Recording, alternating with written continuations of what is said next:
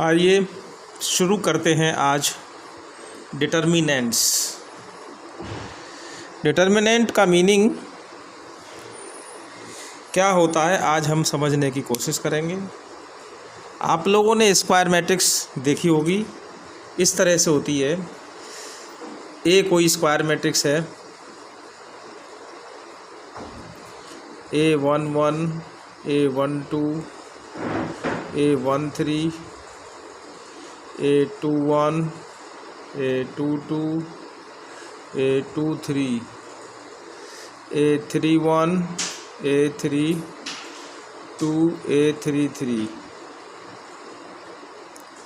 This is the square matrix of order 3 by 3. Square matrix में equal number of rose and columns होते हैं, वो matrix square matrix होती है। कोई भी स्क्वायर मैट्रिक्स को हम डिटर्मिनेंट बोल सकते हैं। जैसे ये सिंबल जो मैं बना रहा हूँ वो डिटर्मिनेंट का है, तो इसका मीनिंग हो गया कि ये जो एलिमेंट्स हैं वो इस तरह से A11, A12, A13, A21, A22, A23, A31, A32, A33. The square matrix can turn into the determinant. Square matrix को हम डिटर्मिनेंट के रूप में लिख सकते हैं। चेंज क्या होगा? ब्रैकेट चेंज होगा, साथ में इसकी प्रॉपर्टी भी चेंज हो जाएंगी। यानी जो हमारा स्क्वायर ब्रैकेट था वो मॉडुलस के सिंबल में चेंज हो जाएगा। इन दोनों में बेसिक सा डिफरेंस होता है। सेम चीज़ लिखी, थोड़ा सा अंतर ब्रैकेट में दिखाई दे रहा है, लेकिन एक्चुअल अंतर क्या होता है वो मैं आपको बताऊंगा। आपको पता है what is the matrix? Matrix क्या होती है? मैट्रिक्स आपको पता है, it is the way of writing of elements in rectangular arrangement. Rectangular अरे of element is called matrix. It is the only arrangement of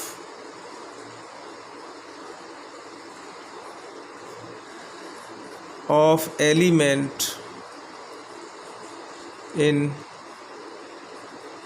rectangular form. तो बच्चों ये केवल और केवल एलिमेंट्स को, ऑब्जेक्ट्स को रेक्टेंगुलर फॉर्म में लिखने का तरीका है, जिसमें रोज होती हैं और कॉलम्स होते हैं। बात आती है डिटर्मिनेंट क्या है। डिटर्मिनेंट,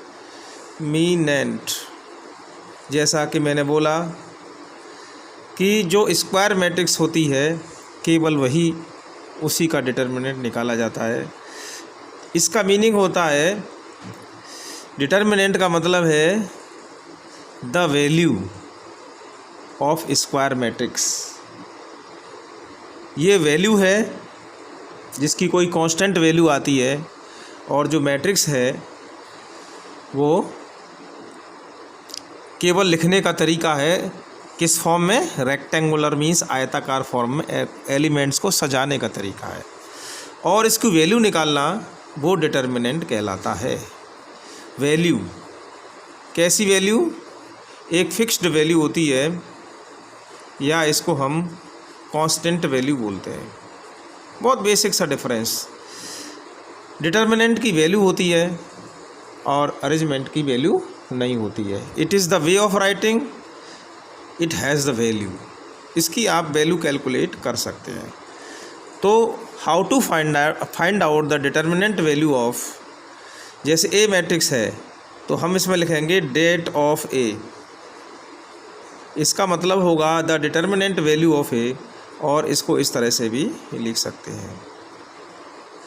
थ्रू द एक्सपेंशन हम किसी भी डिटर्मिनेंट की वैल्यू निकाल सकते हैं।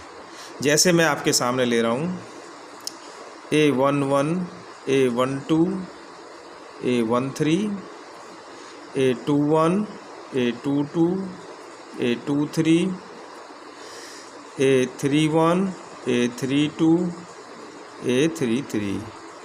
ये मैंने कोई मैट्रिक्स थी A3/3 की, इसको मैं डिटर्मिनेंट के फॉर्म में लिख लिया। तो through the expansion of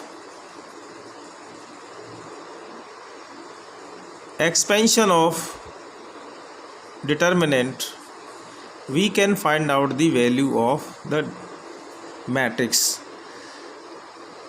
square matrix.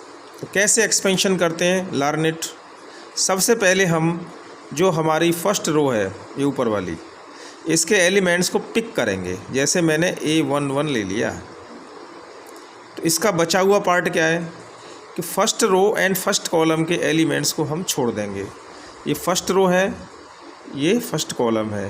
तो जब इन दोनों को छोड़ देंगे हम, तो मैं आपके सामने ढक के बता रहा हूँ, ये मैंने ढक दिया, तो मेरे को क्या मिलना है, देखिए साहब क्या मिल रहा है। A22 A23 A22 A23 A32 A33, ये 2/2 की एक डिटर्मिनेंट मुझे मिलेगी। इसको मैं लिख दूँगा A22 A23 A32 A33 bracket बंद। फिर दोबारा मैं ऑल्टरनेटिवली एक बार प्लस एक बार माइनस। A12 मीन्स मुझे फर्स्ट रो छोड़नी है और सेकंड कॉलम छोड़ना है। फर्स्ट रो और सेकंड कॉलम को मैं छोड़ूंगा तो मुझे मिलेंगे the rest elements are A21 A22 A23 A32 A33। अब बारी आती है थर्ड की। थर्ड एलिमेंट जो A13 है, इसके आगे हम फर्स्ट रो को छोड़ देंगे, थर्ड कॉलम को छोड़ देंगे, तो हमें मिलेगा A21 A22 A31 A32। इसको आप एक्सपेंड करने का तरीका सीख लीजिए। A11 इस तरह से क्रॉस मल्टीप्लिकेशन लगाएंगे और बीच में माइनस का साइन, इसका मल्टीप्लिकेशन इसके साथ होगा A22 A33 minus A23 A32। इस तरह से मैंने इसका ऐसे मल्टीप्लिकेशन कर दिया।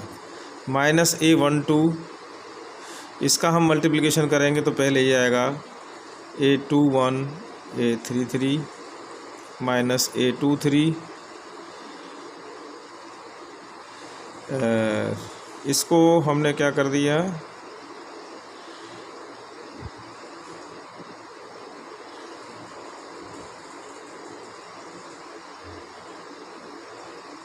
A31 है, A21 A31 A31 A23 A21 33 31 23, यानी कि A21 A33 A23 31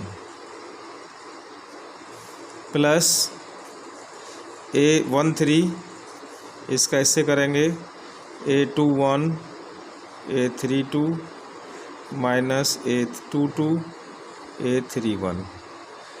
इस तरह से जो रिज़ल्ट निकलेगा वो डेट ऑफ ए निकलेगा या डिटर्मिनेंट ऑफ ए, इस तरह से हम लिखते हैं। तो एक एग्जांपल लेते हैं हम।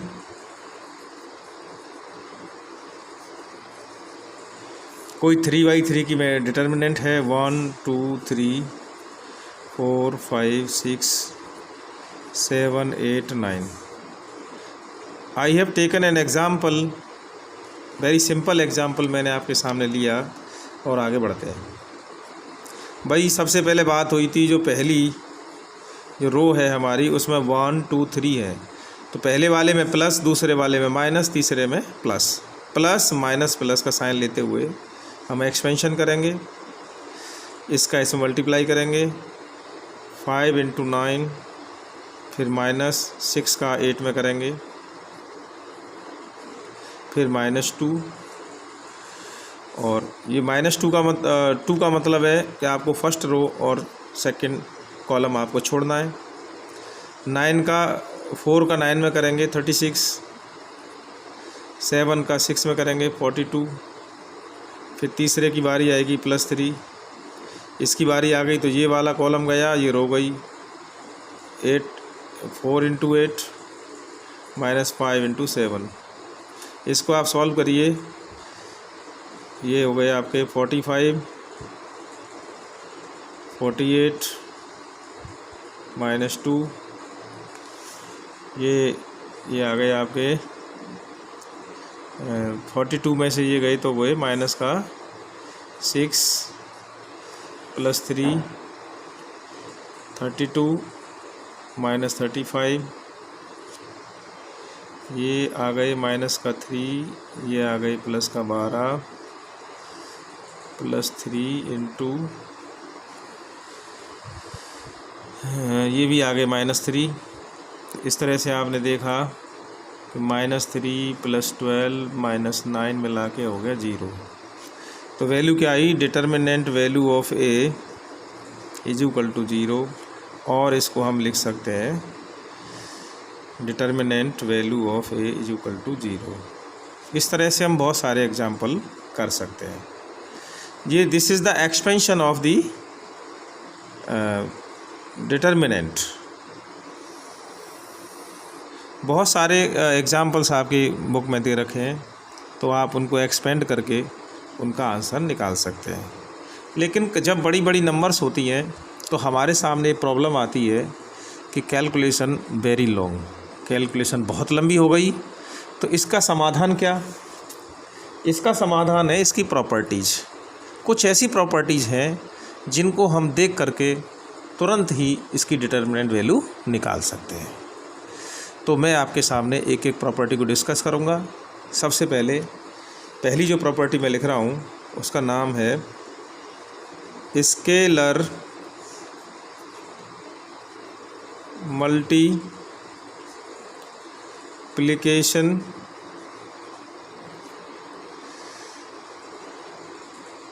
With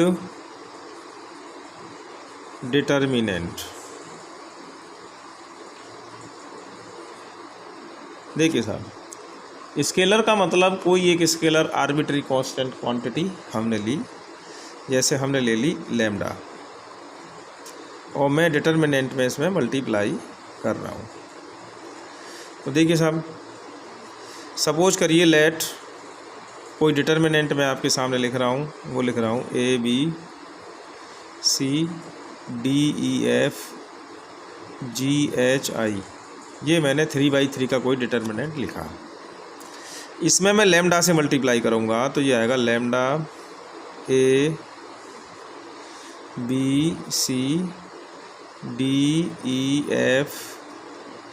GHI।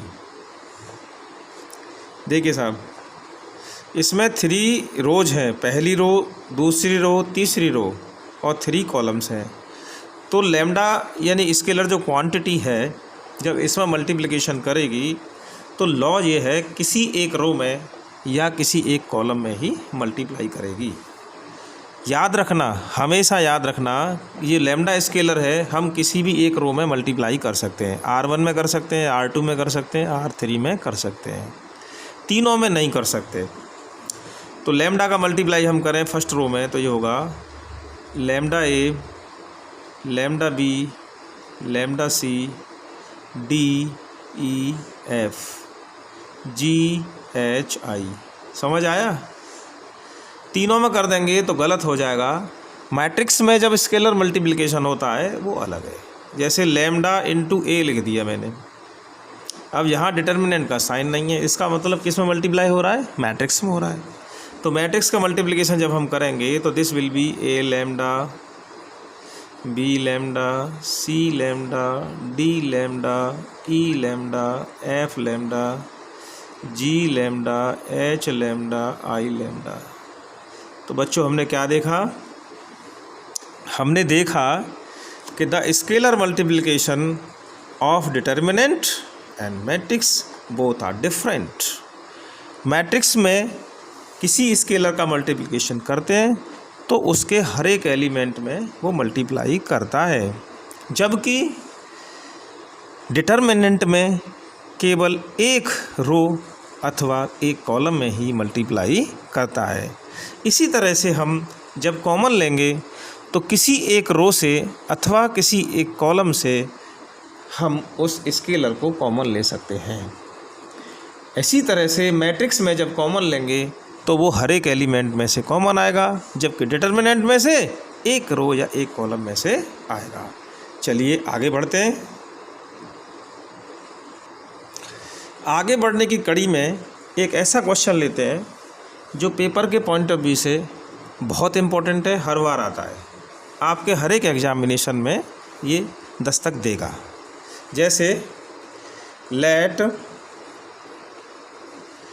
A is any square matrix of order n, then lambda a determinant is equal to lambda to the power n determinant of a। ऐसा क्यों हुआ? आप बिल्कुल प्रैक्टिकली कर सकते हैं, आप एग्जाम्पल लेके कर सकते हैं। जैसे अभी जो मैंने आपके सामने जो ए मैट्रिक्स ली थी, A B C D E F G H I, इसमें मैं लैम्डा का मल्टीप्लिकेशन कर देता हूँ स्केलर, तो यहाँ स्केलर आएगा। ये मैट्रिक्स है मेरे पास, क्या है साहब, ये मैट्रिक्स है। ये हो जाएगा ए लैम्डा बी लैम्डा सी लैम्डा डी लैम्डा ई लैम्डा एफ लैम्डा जी लैम्डा एच लैम्डा आई लैम्डा। यदि मैं इसको चेंज करता हूँ किस में, डिटर्मिनेंट में, तो ये हो जाएगा ए लैम्डा बी लैम्डा सी लैम्डा डी लैम्डा ई लैम्डा एफ लैम्डा जी लैम्डा एच लैम्डा आई लैम्डा। तो ये जो मल्टीप्लिकेशन हो रहा है वो डिटर्मिनेंट में स्केलर का मल्टीप्लिकेशन हो रहा है, इसलिए हम R1 से लैम्डा कॉमन लेंगे, R2 से लैम्डा कॉमन लेंगे, R3 से लैम्डा कॉमन लेंगे, तो हमारे पास लैम्डा इंटू लैम्डा होंगे A B C D E F G H I, यानी कि हमारे पास लैम्डा की power 3 into determinant value of A होगी। क्योंकि इसका ऑर्डर क्या था, 3 था। जब ऑर्डर n होगा, व्हेन ऑर्डर क्या होगा n, तो आपका जो आंसर होगा lambda A is equal to lambda to the power n determinant of A. This is a very big and important formula. इसका क्वेश्चन हमेशा आपके एग्जामिनेशन में आता है। तो let us take a question, let determinant value of A square matrix is 3।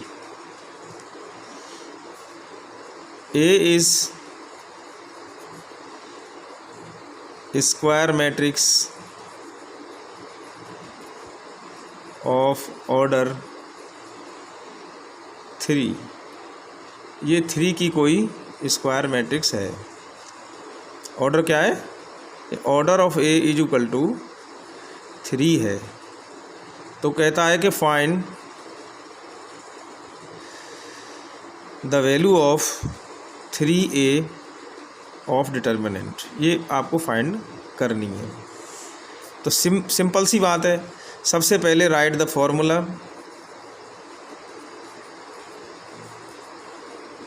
क्या formula है सब, lambda A is equal to इसका determinant lambda to the power n determinant of A.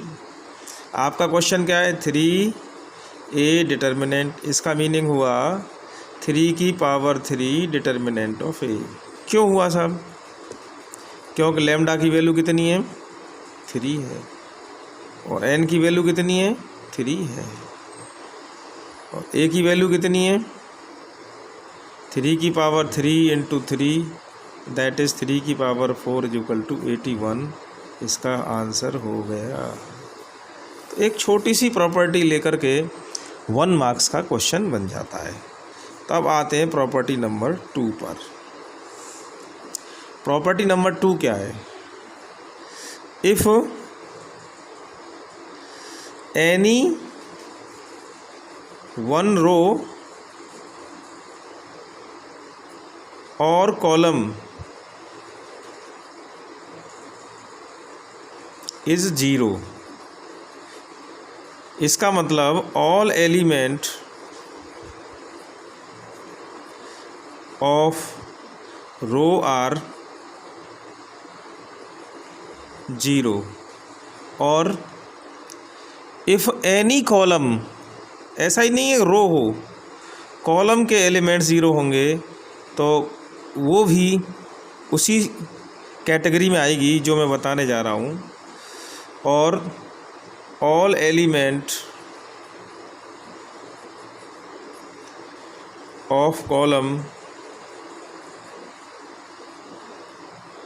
Are 0, then determinant value of matrix square matrix always 0। You have to learn. ये मैं आपको rectangle में लिख रहा हूँ कि किसी भी मैट्रिक्स का जब हम डिटर्मिनेंट निकालें, उसकी कोई एक रो के सारे एलिमेंट्स 0 हों या कॉलम के सारे एलिमेंट 0 हों तो उसकी डिटर्मिनेंट वैल्यू 0 आती है। दूसरा, नेक्स्ट P3, इफ एनी 2 रोज और कॉलम्स आर आइडेंटिकल, आइडेंटिकल का मतलब होता है सेम। कैसे हो, सेम हो, एक जैसे। Then determinant value of A is equal to 0। ये बात ध्यान देने की है, इसकी डिटर्मिनेंट वैल्यू क्या होगी, 0 होगी।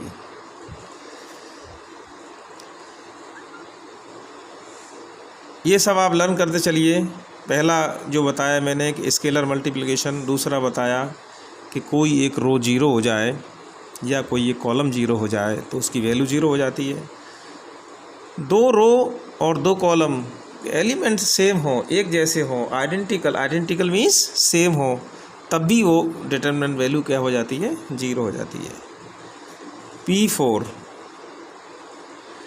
इंटरचेंजिंग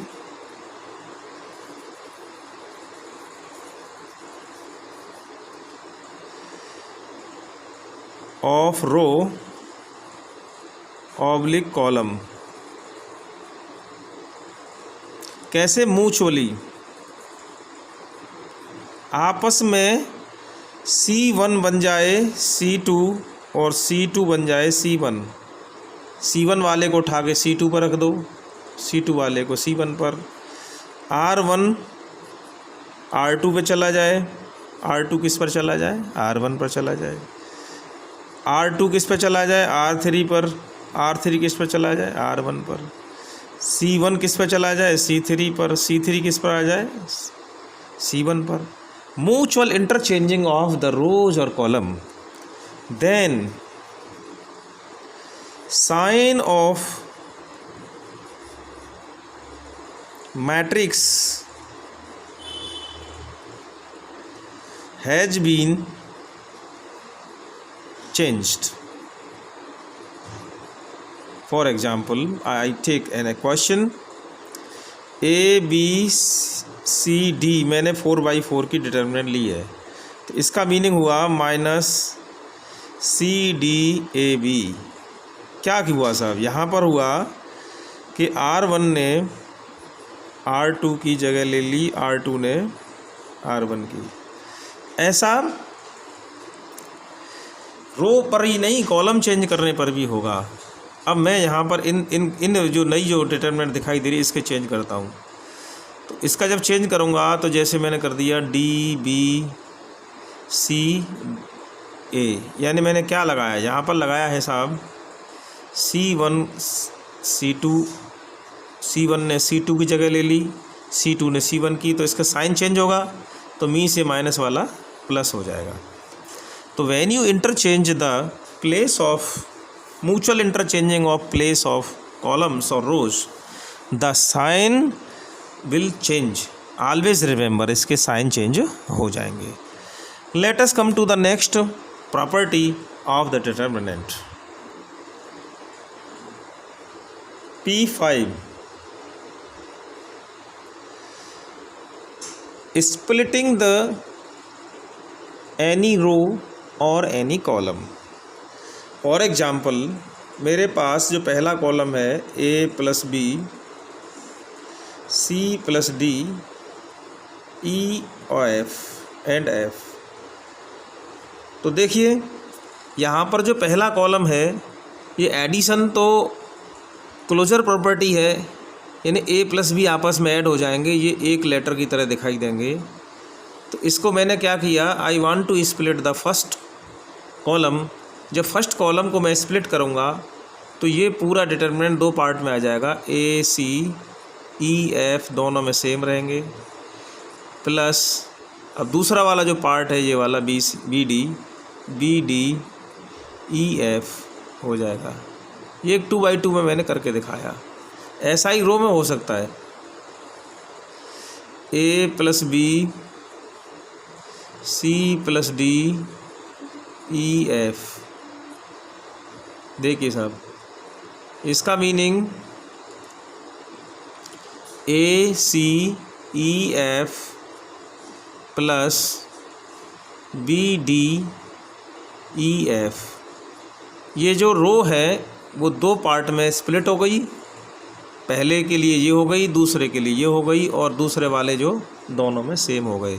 तो इस तरह से हम किसी रो को या किसी कॉलम को स्प्लिट जब करते हैं, मीन्स तोड़ते हैं, तो उसके दो पार्ट तो अलग अलग हो जाते हैं, लेकिन बचे हुए जो रोज और कॉलम्स हैं वो सेम कॉपी किए जाते हैं। इसके बाद P6 में हम चलते हैं।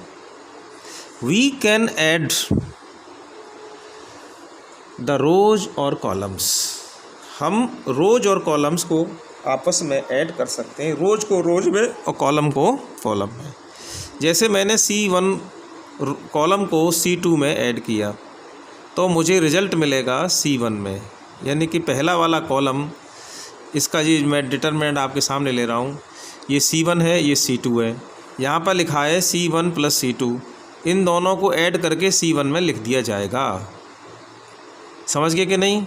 इसी तरह से मैंने यहाँ C2 लिखा तो इसका मीनिंग होगा कि C2 को मुझे पहले लिखना पड़ेगा C2 प्लस C1, यानी कि C2 सेकंड में मैं ऐड किसको कर रहा हूँ, फर्स्ट को सेकंड में ऐड किया जा रहा है, इसलिए जो रिजल्ट आएगा वो C2 में लिखा जाएगा। ऐसे ही हम सब्ट्रैक्शन यूज कर सकते हैं, माइनस लगा सकते हैं। एक से ज़्यादा, दो से ज़्यादा रोज और कॉलम भी आपस में ऐड हो जाते हैं। Now P7 addition and subtraction with scalar multiplication भी यहाँ पर अलाउ होता है। जैसे फॉर एग्जाम्पल मैंने लिखा 3 4 5 1 6 0 2 1 3। आपके सामने जो मैंने डिटरमिनेंट लिखी है वो उसमें 3 रो हैं, first row, second row, third row, first column, second column, third column. यहाँ पर मैं सब एडिशन और सब्ट्रैक्शन विद स्केलर मल्टीप्लिकेशन कैसे होता है ये बताने की कोशिश कर रहा हूँ।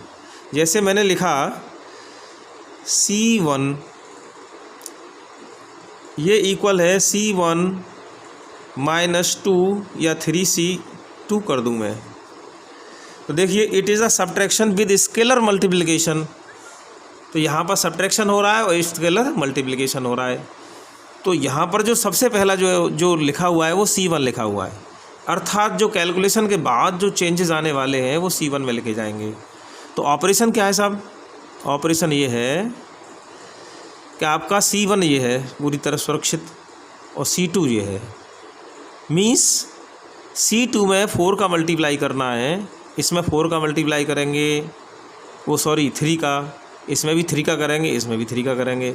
रिजल्ट जो आने वाला है वो किस में आएगा? C1 में। तो यानी कि 3 - 3 × 4,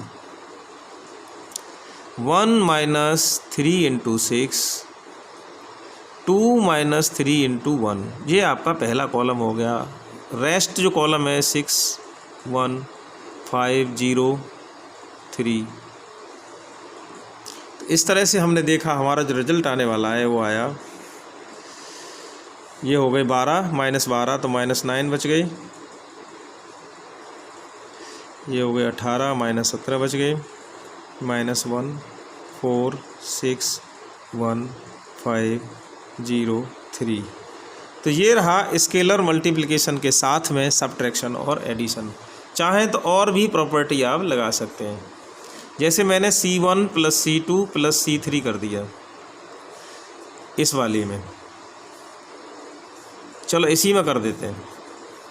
तो हमने क्या किया? C1 + C2 + C3 कर दिया। तो इसका मीनिंग हुआ, सबसे पहले क्या लिखा है? C1, तो चेंज किस में आएगा? C1 में। तीनों को ऐड करो, इन तीनों को ऐड करेंगे तो क्या आएगा? 4990। इनको ऐड करेंगे तो आएगा -11, इनको ऐड करेंगे 3। अब ये C2 और C3 के जो प्लेसेस हैं एज इट इज़ कॉपी किए जाएंगे। यही काम हम करेंगे साहब किसमें? रो में भी यही काम करेंगे। तो ध्यान रहे, हम स्केलर मल्टीप्लिकेशन कर सकते हैं। स्केलर मल्टीप्लिकेशन ऑफ डिटर्मिनेंट बताया गया कि किसी एक रो में या किसी कॉलम में होता है। इंटरचेंज कर सकते हैं, आपस में साइन चेंज हो जाएगा, और जो हमने जो प्रॉपर्टीज़ पढ़ी, एडिशन कर सकते हैं, सब्ट्रैक्शन कर सकते हैं, और स्केलर मल्टीप्लिकेशन कर सकते हैं। इस तरह से हम आगे बढ़ेंगे, और किसी रो या किसी एक कॉलम जब 0 हो जाए तो वो 0 हो जाता है। 2 रो आइडेंटिकल हों या 2 कॉलम आइडेंटिकल हों तब भी उसकी वैल्यू 0 हो जाती है। इसके बाद P8 को मैं डिस्कस करने जा रहा हूँ, बहुत ही इम्पोर्टेंट है, इसका क्वेश्चन 1 मार्क्स में आता रहता है। ये वो प्रॉपर्टी है, इसको मैं बताने जा रहा हूँ, वो है determinant value of skew symmetric of order odd order always 0। Determinant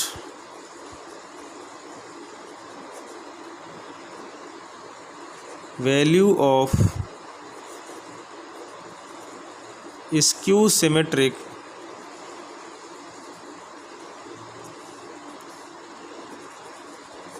matrix of odd order always 0। ठीक है साहब, जैसे मैंने लिखा 0 2 3 -2 0 1 -3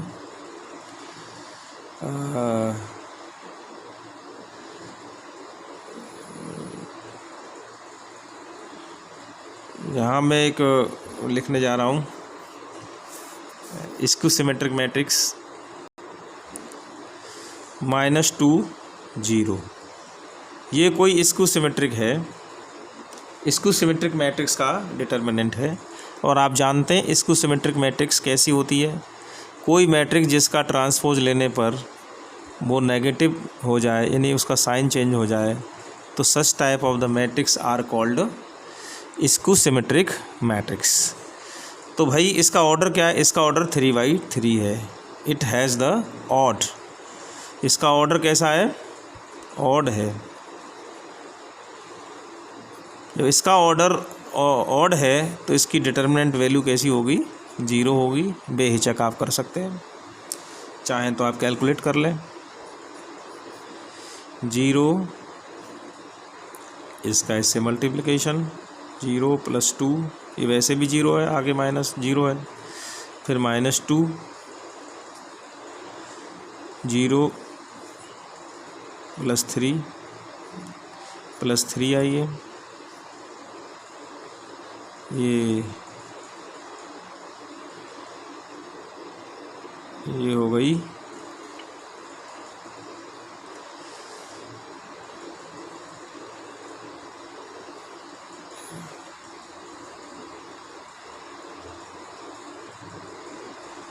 यहाँ पर 4 -0 और इसकी वैल्यू 0 नहीं आई, तो इसका मतलब है कि ये आपकी गड़बड़ है। तो आप चेंज कर लीजिए, देख लीजिए। 0 2 3 -2 0 1 -3 -2 0, इसका जो ट्रांसपोज करेंगे आप तो आपको मिलेगा 0 2 3 -2 0 1 और -3 -2 0। तो यहाँ माइनस कॉमन लेंगे तो आपको बचेगा 0 2 3 और -2 0 2 3 -1 0। तो ये जो आपने मैट्रिक्स ली यहाँ पर 1 आएगा। क्या आएगा? 1 आएगा। तो जब आप इसको छुपाएंगे तो यहाँ आएगा आपका 2। ये रिजल्ट -6 + 6 = 0 आएगा। आपको कोई स्क्यू सिमेट्रिक मैट्रिक्स निकालनी हो, स्क्यू सिमेट्रिक, तो आप बेहिचक A - A ट्रांसपोज कर देना, तो आपको जो मैट्रिक्स मिलेगी वो कैसी होगी? स्क्यू सिमेट्रिक मैट्रिक्स होगी। तो ये बहुत सारी प्रॉपर्टीज़ हमने आपको बताने की कोशिश करी। तो लास्ट जो प्रॉपर्टी है 1 मार्क्स का क्वेश्चन बनता ही है। आपको लगे ट्रांसपोज करने पर ये जो मैट्रिक्स थी उसके साइन बदल जाते हैं, तो वो मैट्रिक्स कैसी होगी? स्क्यू सिमेट्रिक होगी। आप क्या करेंगे? आप तुरंत उसकी डिटरमिनेंट वैल्यू 0 कर देंगे।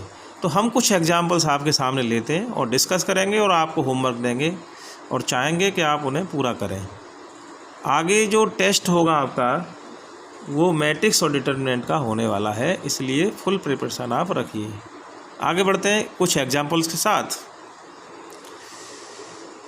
मैं आपके सामने डिटरमिनेंट का सबसे सिंपल एग्जांपल ले रहा हूँ और वो प्रॉपर्टीज़ को यूज करके आपको सिंप्लीफाई करना है। तो बहुत ही मोस्ट ब्यूटीफुल क्वेश्चन, बहुत ही सुंदर, बहुत ही सरल एक एग्जांपल आपके सामने मैं लेने की कोशिश कर रहा हूँ। आप देखेंगे, देखिए साहब, यूजिंग, क्वेश्चन क्या लिखा होगा? यूजिंग प्रॉपर्टी ऑफ डिटरमिनेंट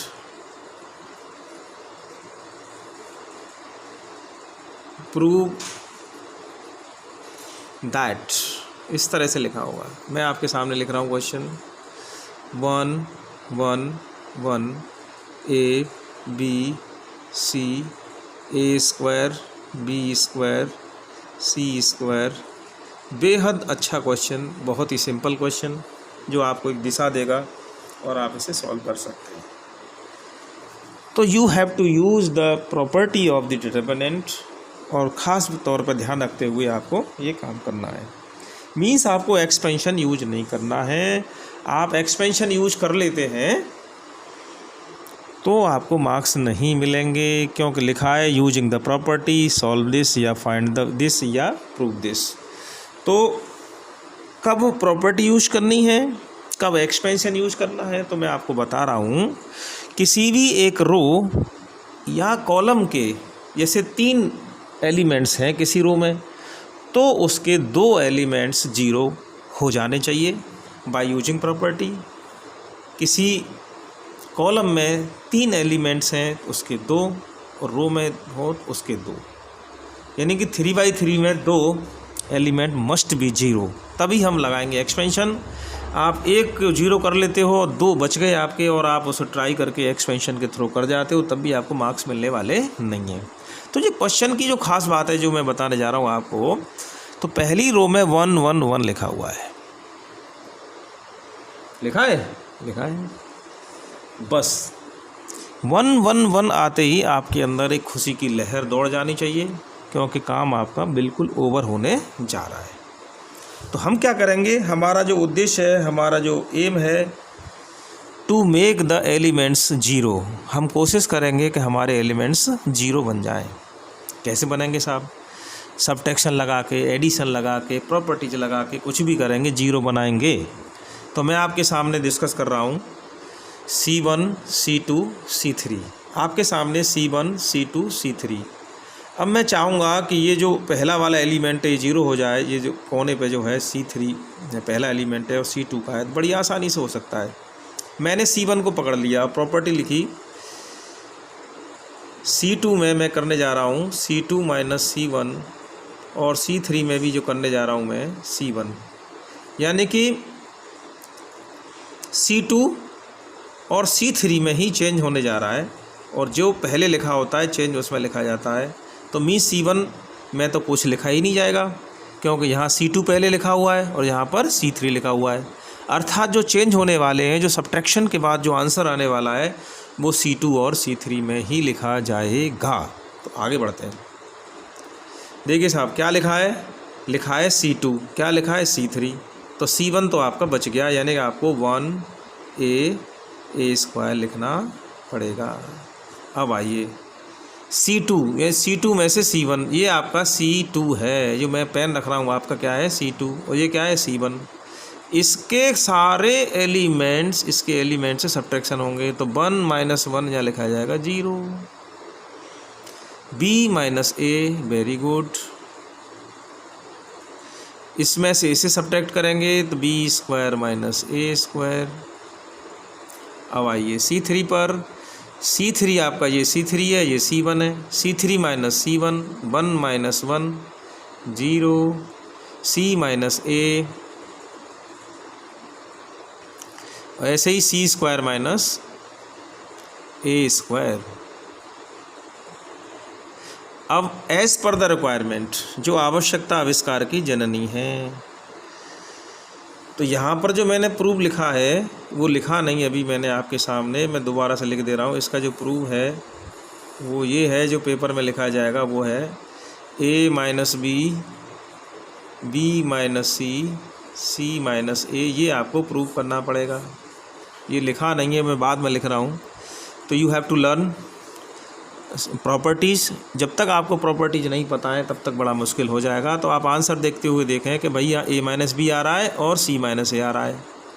तो इस वाले कॉलम में देखें C2 में, तो आपको B - A, B² - A आ रहा है, थोड़ा सा ही तो अंतर है। तो इस अंतर को पूरा करने के लिए हम 1a A² तो लिखे रहने देंगे, यहाँ से हम कॉमन ले लेंगे A - B, यहाँ से हम कॉमन लेंगे तो A² - B²। इसकी पृष्ठभूमि हो गई तैयार, C - A आ ही रहा है, C² - A² आ रहा है। आगे बढ़ते हैं। तो बच्चों 1a A² 0 -a - B minus, इसके फैक्टर करेंगे तो क्लियरली A² - B² है। बच्चे को पता है ये बात। 0 C - A, C + A, ये आपके सामने ये लिख दिया। तो आपको पता है कि the scalar multiplication of determinant, किसी एक कॉलम में से कॉमन ले सकते हैं या मल्टीप्लाई कर सकते हैं। तो C2 में देखिए 0 में से तो कुछ भी कॉमन हो सकता है, A - B, A - B, और C3 में से 0 में से तो कुछ भी C - A, C - A। तो आपने देखा A - B कॉमन आ गया और C - A कॉमन आ गया। बचा क्या साहब 1a A² 0 -1 -a + B 0 1 C + A।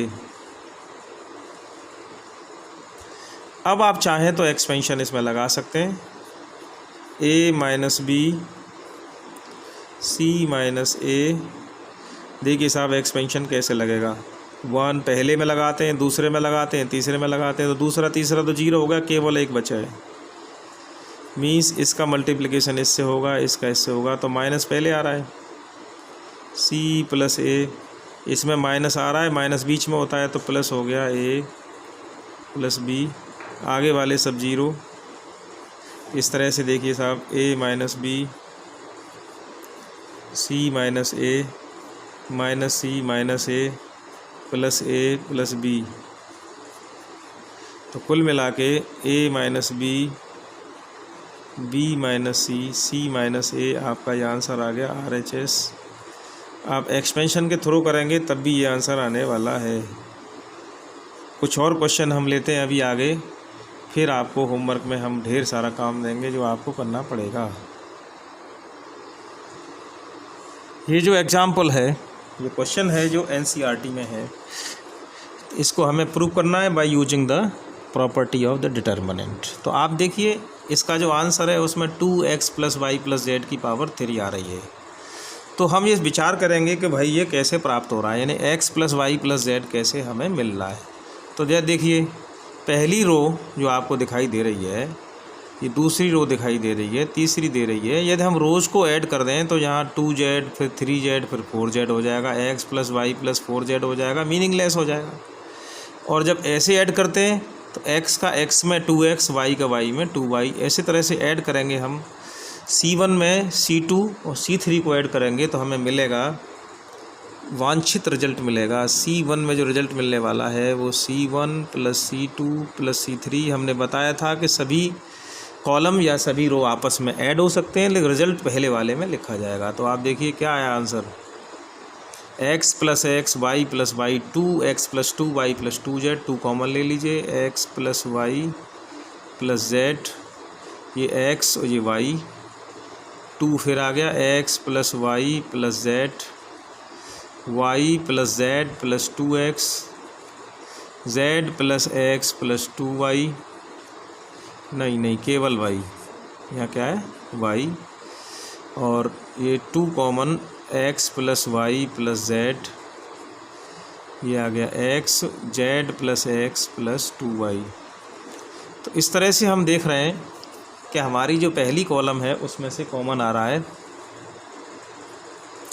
2x plus Y plus Z common आ रहा है। तो क्या बच गया 1 1 1, x y plus z plus 2x, x y z plus x plus 2y, ये आपके सामने बच गया।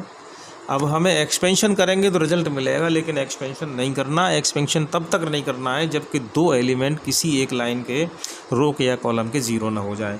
तो आप C1 को देखें तो 2 आराम से 0 हो रहे हैं, यानी कि ये आपकी R3 है, ये R2 है, ये R1 है।